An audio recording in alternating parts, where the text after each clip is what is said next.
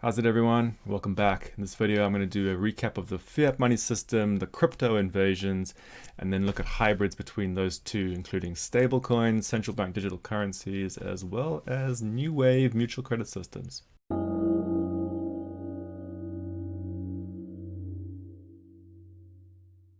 So this is part 3 of the Landscape of Global Money series. In part 1 we looked at the fiat money system.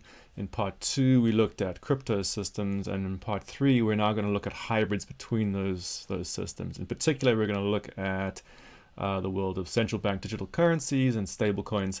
But to start off with, we're just going to do a recap of the previous 2 videos. Okay, so video number 1 dealt with the fiat money system, which is just the normal money system. And I honed in on 2 players, which was the central bank and commercial banks, which are normal banks like HSBC or Bank of America, who are plugged into the central bank and who form a kind of oligopoly that hovers over society. So those are cities down there in a landscape with mountains and a river and so on. Imagine it as a big country. That's probably the capital city in the middle. And then there are people and businesses that populate this land. And the banks connect down into them with accounts which operate via huge data centers. I made this distinction between state money and bank money. So there's the state money system, which is this. It includes digital reserves here at the central bank, which are digital units of state money held by the banks. But it also includes the cash system, which are, in a sense, reserves that have escaped out of the central bank into the society and are physical units of state money that kind of go from hand to hand between people autonomously on the ground. Then there's bank money, which are the promises issued by commercial banks for state money, essentially. This is the money you use when you're using your credit card or you're doing any kind of digital transaction. When we put the two together, this is the dual monetary system that we have, that we then call the fiat money system, which is a combination of state money and bank money, with the bank money symbiotically linked into the state money system. What I sometimes call the war on cash is the process via which the cash system on the ground gets taken out, and all we're left with is the bank money system tethered into the central bank system, which will form a kind of panopticon, whereby every transaction has to go via a oligopoly of banks. And just to recap a basic payment, if this person here is using the bank system to pay this person here, it looks something like this. They message their bank to tell the bank to change the accounts in the data center here. This bank gets told to change the accounts in this data center here, and then they settle this in a different form of money at the central bank. You can see this uses 2 different forms of money. It uses the bank money system and also the state money system, but we as ordinary people only have access to the bank system. The banks themselves are the ones who use the state system at the central bank. If we wish to use state money for our transactions, we have to use cash, which is the autonomous form of state money that circulates around on the ground with us. Which is why I say when the cash system gets destroyed, we're essentially being trapped into the private bank payment system. And remember, the system is not static. It expands and contracts at both the state money level, but also the bank money level. The central bank can expand its reserves.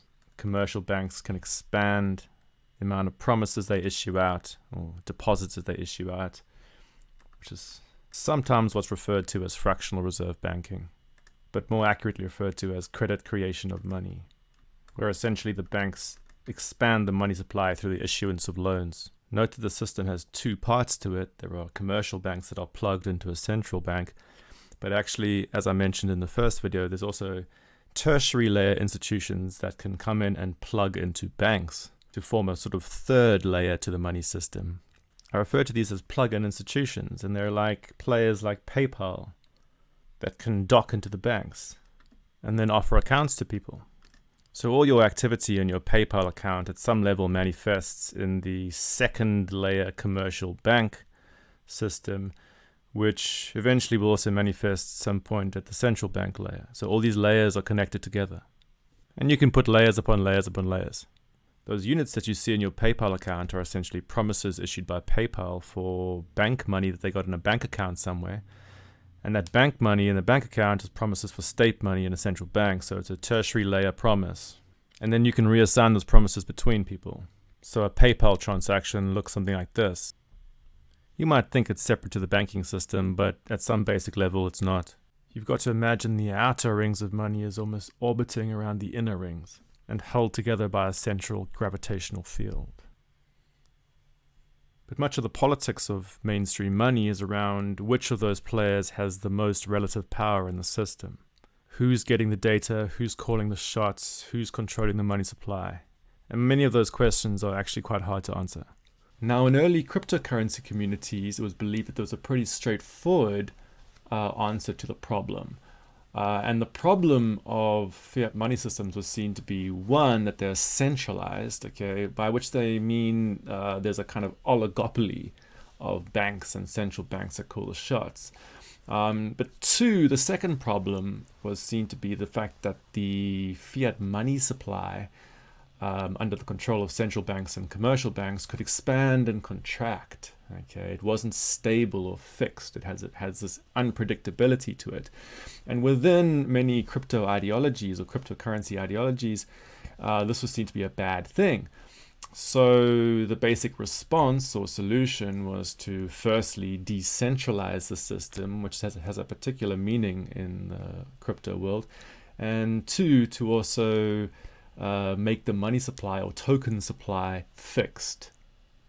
So the intuition in the early cryptocurrency community was that if you could get a group of strangers to separately run the same set of rules or protocol on their own systems, their own separate systems, and to then have a way to sync their separate systems into unity, you could bring to life a coherent system, but a system in which no particular party was in control. The crypto meaning of decentralization basically means a large system controlled by nobody. You might visualize it a bit like this. So by enmeshing themselves into a common peer-to-peer network with a shared protocol, these separate players could essentially bring to life this kind of unified system, which is what you see there in the middle. And that was what's sometimes referred to as the blockchain, this type of shared data structure. But in reality, the blockchain is a whole bunch of separate systems brought into unity with each other, such that it appears that there's only a single system. Thus, as each player comes into consensus, there emerges a singular picture in the middle.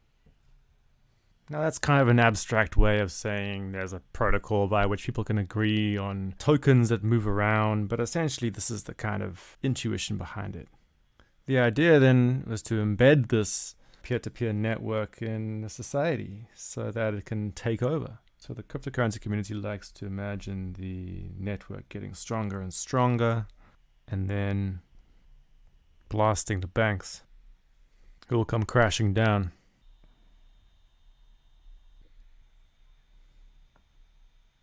And disappear into irrelevance, leaving cryptocurrency triumphant. So people often speak about Bitcoin as a ledger or a kind of data structure or accounting system in cyberspace that's held together by all these people. So you might imagine it as a kind of decentralized equivalent of a data center, but split over all these different locations. Or more accurately, held in multiple locations at once. And this is going to be used to record the movement of tokens between people in much the same way that the bank system that we started with records the movements of units of money between people, or keeps account of those units. I'm not going to go into the technicalities of this in this particular video. We'll go into the technicalities in future videos. But basically, there are very strict rules for how they can move around, but also how they can be created.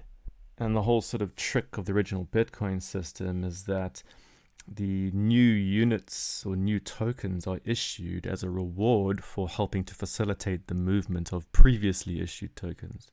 And just to give the basic vibe of a cryptocurrency transaction, let's say a Bitcoin transaction, if this person A wishes to transfer tokens to person B, they transmit a request to the peer-to-peer network to all the miners, requesting a change to the database.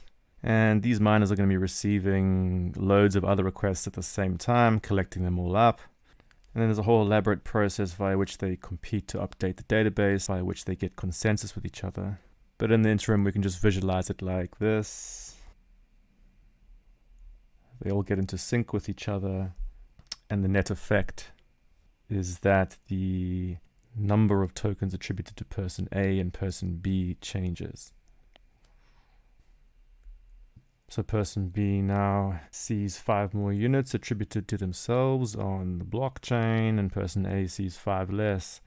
And that's a transfer of tokens. In their own heads, they might imagine it's gone through some kind of magical cyberspace system in the sky. But actually the update has taken place via these guys.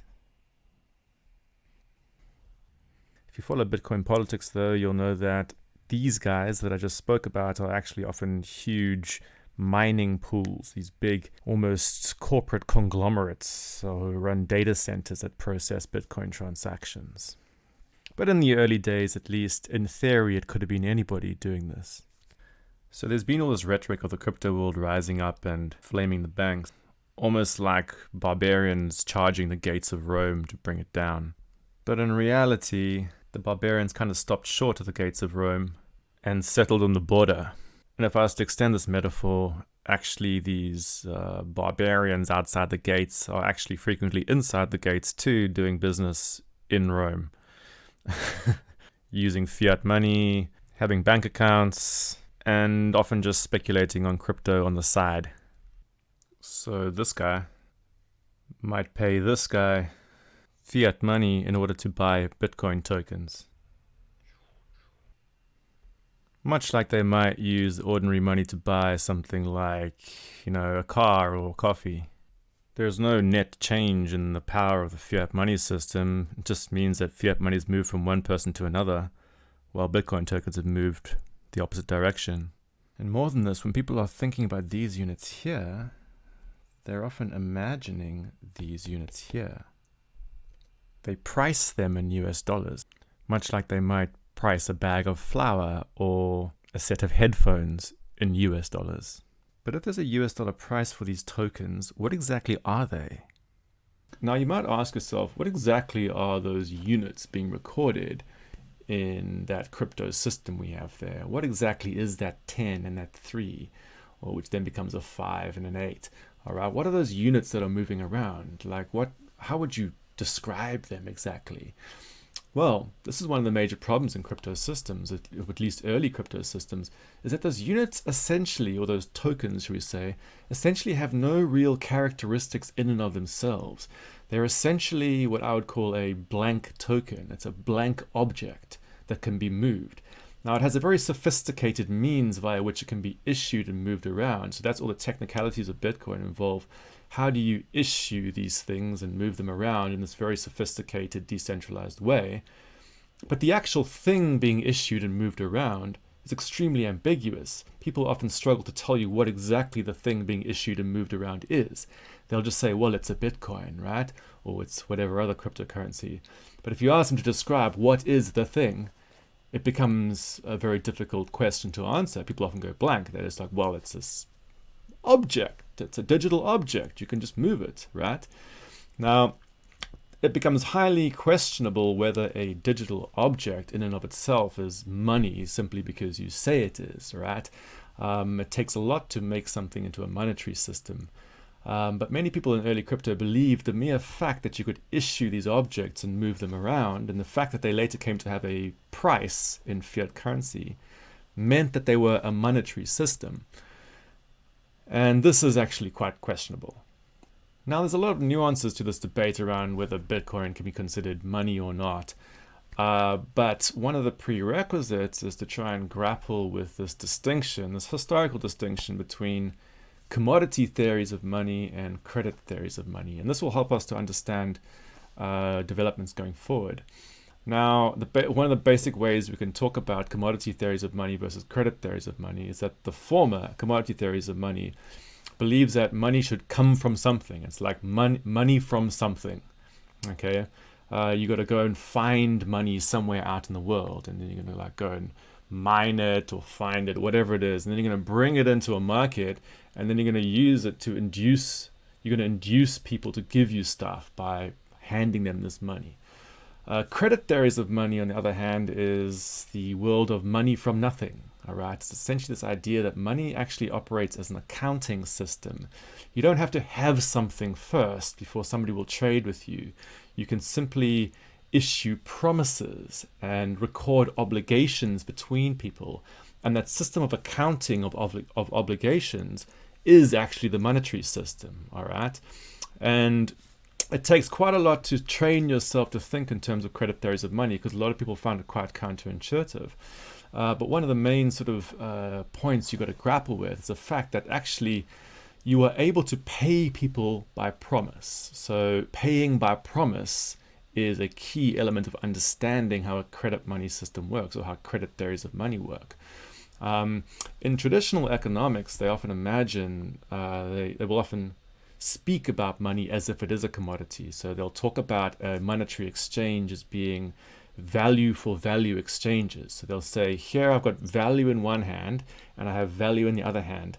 And then one person will hand this over and then the other person will hand this over. And you have this value for value exchange that occurs, all right? And that's what they'll say is a transaction. So in this sense, money is something that has value, and you hand it over to induce somebody to give you something else of value back. Okay, so value.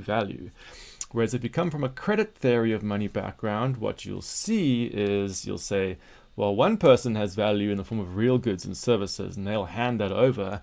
But what comes back the other way is not actually value. It's some kind of accounting obligation or some kind of credit or token that promises the other person value in the future. Okay, so it's an IOU or a promise. Basically, the idea is money in the first instance in credit theories originates as a promise. And actually, once that promise comes back to the person who issues it, it gets destroyed. So we'll go into this in future videos, but if you look at the normal fiat money system, there's actually two layers of promising that goes on. There's at the state level, at the central bank level, these state promises that are issued out, and they actually come back and can be destroyed when you hand that money back to the state. But also there's the commercial banks who issue out these promises when they're issuing loans. All right, and that's the whole world of credit creation of money. And I can do further videos about that, but the system expands and contracts through the issuance of these promises and then when they get returned to the issuers, okay? And that's that expansion contraction process. Whereas if you look at the Bitcoin system, there's something very different going on. Objects get issued out, digital objects, and they never come back. They never get destroyed. They're always just being issued out, and then they remain perpetually in the system. Okay, so they're seen essentially as just these like, essentially a type of indestructible commodity that will just be out there forever. Okay. So it's a very, very different way of thinking about money. But one of the reasons why, for example, the crypto invasions have stopped short of taking down the fiat money system is precisely this fact that actually people within the normal monetary system see these objects being issued in the crypto world, and rather than using those objects as money, they actually use US dollars and perceive those Bitcoins as being things priced in US dollars in a US dollar market, much like this cup might be seen as a thing priced in a fiat currency market. Okay, so actually the Bitcoin world has failed to capture the sort of the imagination of the public in terms of actually being used to price things. Rather, Bitcoins and many other cryptocurrencies are simply seen as things priced in money but not used as money. Having noted that these crypto tokens are mostly used for speculation, you can actually build a very profitable industry around that. Much of the development in crypto systems has basically been around people streamlining the process via which you can buy and sell these tokens for fiat currency. By, for example, building exchanges or building apps and so on, or finding ways to integrate them into the normal monetary system. And that's all fine and well, but it stops short of being a true attack on the fiat money system, which is why I say if I'm using that metaphor of the barbarians charging the gates of Rome, that really they sort of stopped outside and actually just started doing business with Rome. And largely depend upon the fiat money system to actually be profitable and to continue as entrepreneurs. But having established this outpost on the outskirts of the fiat money system, it became apparent to various crypto entrepreneurs that actually you could start dealing in a new type of object. Now, I've said previously that the way I talk about cryptocurrencies is as these like blank objects that you can move around, and they issued and transferred within these networks. But the type of object that you're moving around is this blank thing, right? But you can actually change the nature of the object that you're moving around. What happens, for example, if you decide to turn the object that you're moving around into a promise for fiat currency, for example? This is the world of stablecoins. So crypto systems are essentially a way for a decentralized network of strangers to move tokens between themselves. And as mentioned, those tokens, at least initially, were just these blank tokens. But what happens if you make those tokens, for example, promises for US dollars? For these promises to actually be real, they need to actually be connected into the banking system. And that's precisely what happens in many of these stablecoin systems. Let me just show you a technically inaccurate but conceptually useful representation of that. So a stablecoin system is actually plugged into a bank at some point. It's somewhere in the system. So holding a stablecoin unit, such as, for example, the USDC stablecoin issued by Circle and Coinbase, is actually a promise for US dollars that are held in a bank account somewhere. In reality, though, it's going to be a particular player in the system that actually has the bank account. So, for example, in the case of the USDC stablecoin, the company Circle, which I'm just going to say is this here, it's called Circle, will have an account at a bank. They in turn will solicit US dollars from people who will initiate a bank transfer to Circle, giving them more US dollars in an account at a bank. And they in turn issue crypto tokens out, promising access to that bank money. And that's what you call a stablecoin. And those in turn can move around in that crypto system. So person A might hold 10 promises for US dollars, and person B might hold 3 promises for US dollars in one of these systems. A then requests a transfer. Crypto system kicks into action and reassigns the promises. In many ways, this is not actually that dissimilar to players like, PayPal, like we saw in the beginning of this video. PayPal also enables people to pass around tertiary layer promises for money in a bank account, like this. The main difference, though, is PayPal runs a big centralized data center under the control of a single company. Whereas the tertiary layer promises for fiat money that you find in a crypto system are not recorded in a data center, but are recorded in this sort of distributed data structure that we've already discussed. But they will be connected into those centralized data centers that the banks run via one of the participants in the network, who essentially tethers them in. Actually, one of the original stablecoins was called Tether, and it's a very controversial system, which we can discuss in a separate video. It should be noted, though, that there is diversity within these stablecoin systems, and some of them are not actually directly plugged into the fiat money system.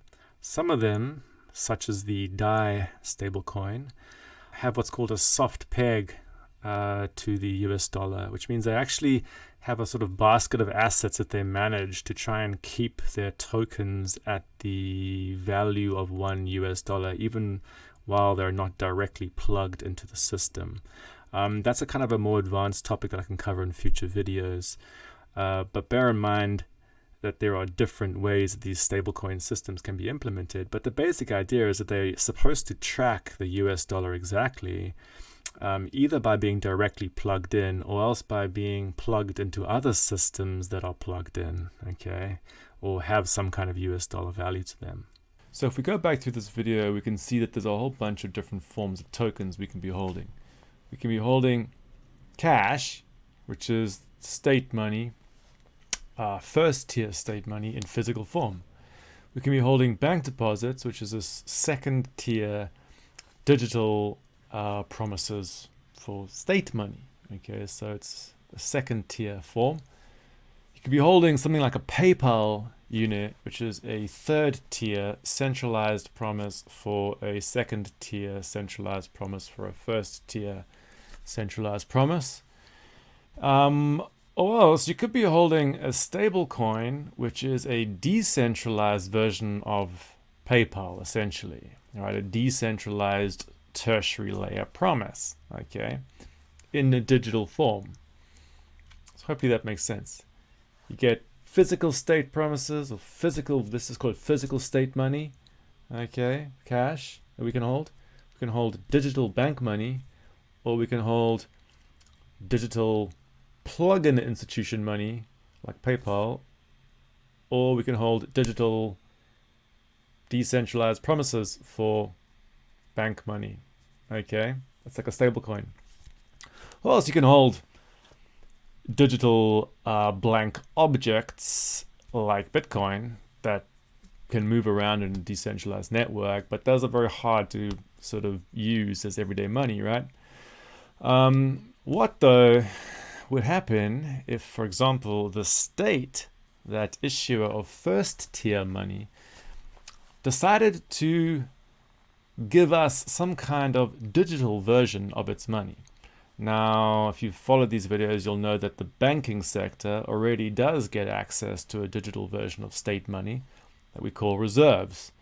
But we as ordinary people only get access to the physical version, all right? So we get physical cash. But what if the central bank, for example, started to allow us to open up accounts with it, or had some form of digital tokens that it enabled us to move around? Well, this is the world of central bank digital currency, or CBDC. Okay, so we started off this video by showing the two forms of state money, which were the reserves and physical cash, and then the bank money system, which is this digital system. But the banks are the only ones who are able to get access to digital state money, or what you might just call central bank digital currency. Okay, so for a long time, the banks have had access to a digital form of state money. That's what they use to clear all their transactions. But imagine if the central bank just started letting us open accounts with it. So this person here who has an account at a commercial bank could also open one at the central bank, where they could hold actually a much more safe form of money. It's actually direct state money rather than a bank promise for state money. In this way, the central bank could start to muscle in on the business of the normal commercial banks and hypothetically begin to undermine them. This is why this is a very controversial topic, and I'll do future videos about the politics of this process. One thing to say right now, though, is one of the reasons why central banks are considering doing this is that the normal cash system is being undermined in the war on cash, which is a topic that I often cover. And as the physical cash system gets degraded, it forces people to use the digital bank system, but there's a whole bunch of complications that emerge from that process, which actually means the central bank starts to have pressure to start offering a digital system itself. One further point to note is, should central banks begin to offer these central bank digital currencies, there will be different ways for them to implement them.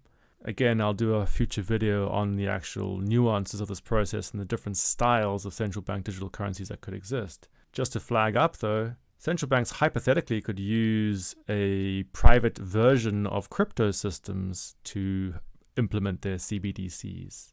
I'll have to work out how to represent that visually later. Okay, cool. So this has been a basic introduction to some new hot topics in the landscape of global finance. If you look at that original picture I drew with, central banks, commercial banks, and things like PayPal or third-tier institutions around that, we can see some interesting developments that are starting to create some instability. So for example, the stablecoin world is starting to create these decentralized versions of PayPal, which hypothetically could start to actually create forms of disruption for the banks. In particular, the world of stablecoins has actually become the basis for a broader field that gets called DeFi, which is decentralized finance. Okay, if you think about the normal financial markets, they're built upon the monetary system. Okay, so the monetary system is a sort of the foundational layer for a much broader financial system. Okay, and so the normal finance system is built upon the normal monetary system. But if you start to create this like parallel sort of decentralized version of that on the side, so things like stablecoins are these decentralized promises for centralized fiat money, well, then you can actually use those promises or that kind of third tier system as the basis for a kind of parallel financial system, which right now remains very, very small, but it's a very interesting development. On the other side, we go way more mainstream. We look at things like central bank digital currencies. Central bank digital currencies have the potential to disrupt the commercial banking sector from the other side, okay? And they are potentially very disruptive in the sense that if ordinary people in society suddenly saw that there was a digital version of state money that they could get access to, well, they might abandon the banking sector. Okay, so these are very, very hot topics that are currently unfolding. You might have also heard about things like Facebook's Libra currency, which essentially, at least in its initial form, was a type of corporate consortium running a stablecoin system, okay, albeit like quite an advanced one. That is a work in progress, and I can do future videos on that. At the beginning of this video, I suggested that I would be covering next wave mutual credit systems.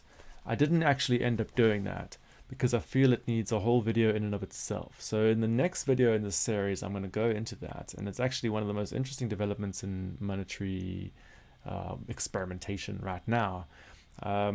Just to put it in context, prior to Bitcoin, there was a whole world of alternative currencies that existed, local currencies and things like mutual credit systems, which are these sort of small-scale credit systems that would expand and contract, run by communities of people. Now, if you take those mutual credit systems and you hybridize them with cryptocurrency systems, you can actually get some really, really fascinating types of monetary systems emerging. And right now, there's a whole bunch of groups that are experimenting with those. And these experiments are actually very, very different to anything else we've seen. They're very, very different to traditional cryptocurrency. They're quite different to the old school alternative currencies because they got this new technological element to them. And they're definitely different to the fiat money system. So that's a really fascinating topic that we can cover soon. Until then, please subscribe. Please also check out my new Substack site. I'll put a link below. And keep well and keep safe.